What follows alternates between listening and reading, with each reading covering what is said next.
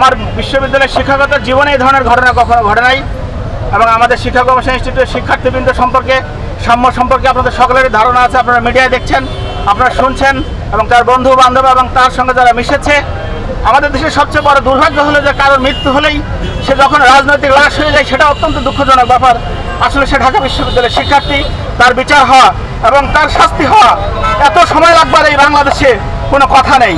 আমরা যে জুলাই বিপ্লবের সময় আপনারা সবাই দেখেছেন, আপনারা সবাই জানেন, আমাদের সকলের সাথে সে যেভাবে আন্দোলন করেছে এবং যেভাবে একসাথে ছিল, আপনারা কেউই সেই সমস্ত ভিডিওগুলো দেখছেন, সবাই দেখছেন যে এই দেশের প্রতি এবং এই বন্ধুদের প্রতি, বিশেষ করে ওই দিন আমাদের সারাদিন আমাদের আইয়ারে এক ধরনের নবীনবরণ অনুষ্ঠান ছিল।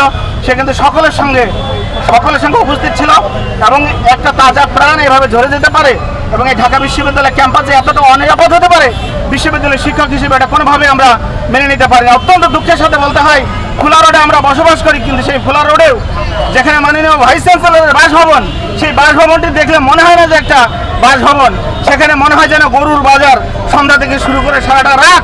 এটা হতে পারে না, চলতে পারে না। অত্যন্ত দুঃখজনক আমাদের শিক্ষার্থীদের জন্য এই বিশ্ববিদ্যালয় ক্যাম্পাস, আমাদের শিক্ষকদের জন্য এই বিশ্ববিদ্যালয় ক্যাম্পাস। এই বিশ্ববিদ্যালয়ে যে হত্যা হয়েছে, আমাদের এই সাম্যর যে ধরনের নির্মম মৃত্যু হয়েছে, এটা আমরা কোনোভাবে মেনে নিতে পারি না এবং আমি ব্যক্তিগতভাবে এটা একেবারেই গ্রহণ করতে পারি না।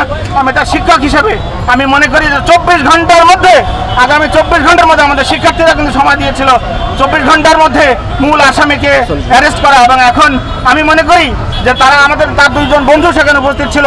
এটা অত্যন্ত কোনো কঠিন ব্যাপার আমাদের পুলিশ প্রশাসনের জন্য, সেটা আমি মোটেই বিশ্বাস করি না এবং আমি আমার পুলিশ প্রশাসন ভাইদেরকে অনুরোধ করব অত্যন্ত অল্প সময়ের মধ্যে প্রকৃত আসামিকে অ্যারেস্ট করে প্রকৃতভাবে তার হত্যার বিচার করা উচিত। অন্যথায় আমি মনে করি ঢাকা বিশ্ববিদ্যালয়ের শিক্ষা গবেষণা ইনস্টিটিউটের শিক্ষার্থী এবং শিক্ষকবৃন্দ এটাকে সহজভাবে মেনে নেবে না এবং আমি মনে করি এই আন্দোলন থামবে না। এই আন্দোলন একদিনের জন্য নয়, এই আন্দোলন চলমান থাকবে।